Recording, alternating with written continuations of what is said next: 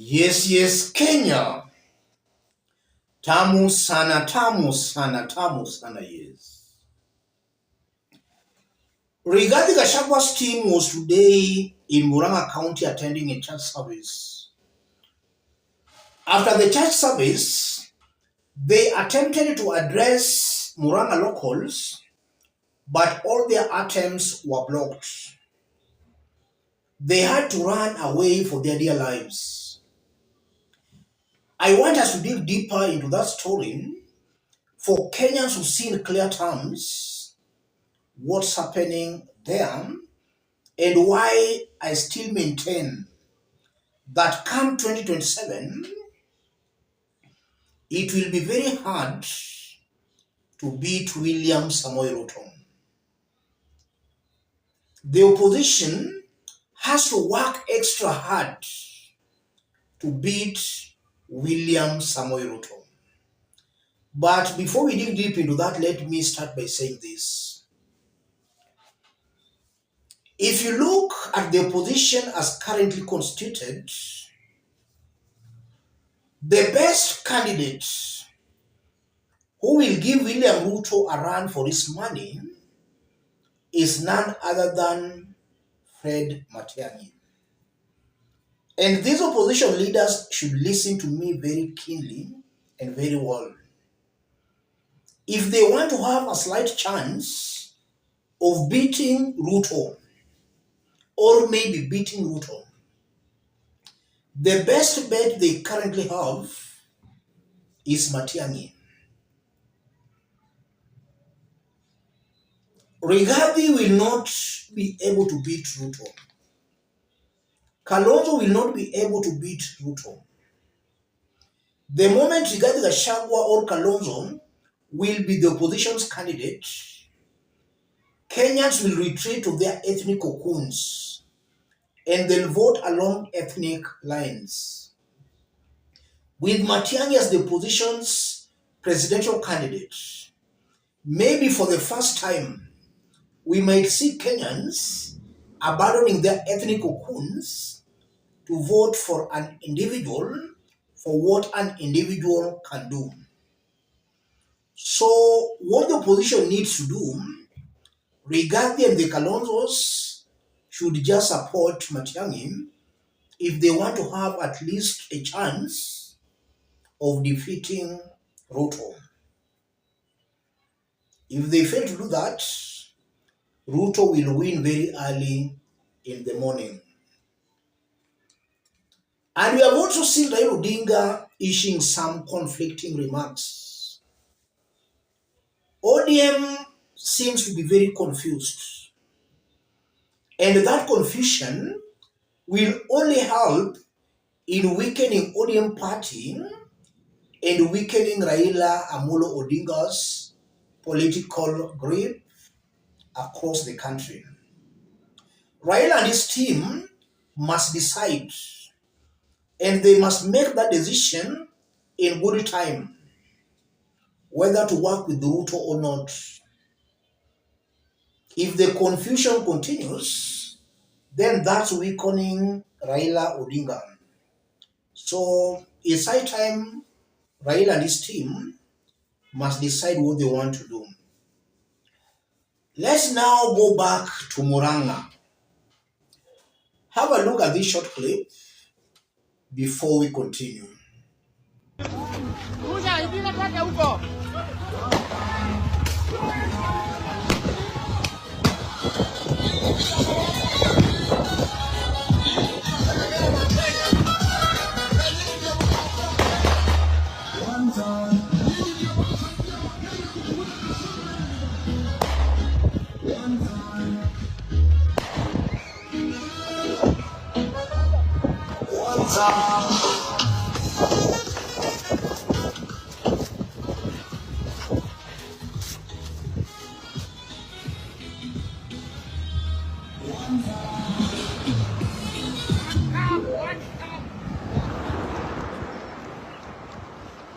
Police officers, tear gas in Murang'a.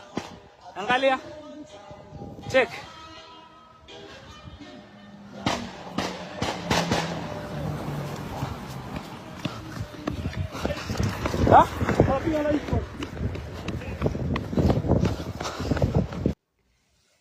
Let's put that into perspective. If you are watching us but you have not yet subscribed, subscribe, give the video a like. Let's proceed. That was in Murang'a earlier today. The big question now begs,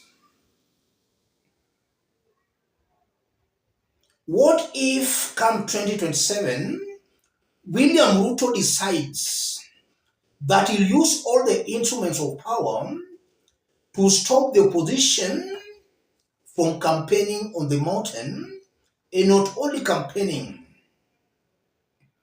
even registering as voters on the mountain.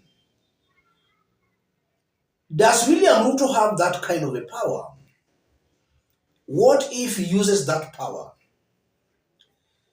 Politics in Africa is sometimes very dirty. It's always not straight. The opposition is playing dirty politics. The government is playing dirty politics. So in terms of thuggery, the side that controls the instruments of power or the monopoly of violence is most likely to win this war. And it's very clear the government controls the monopoly of violence.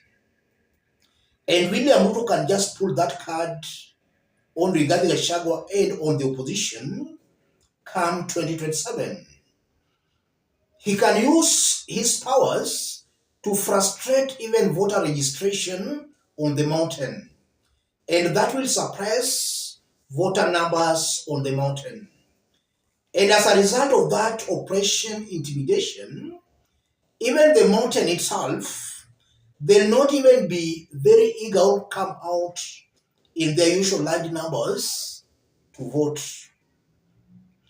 And just a suppression of the mountain will be a very big boost to William Samoei Ruto. So it's actually true, William Ruto can use the same strategy to suppress the mountain voters. And also the mere fact that the government can block the opposition from holding political rallies in an area considered their stronghold also confirms the mountain might be divided.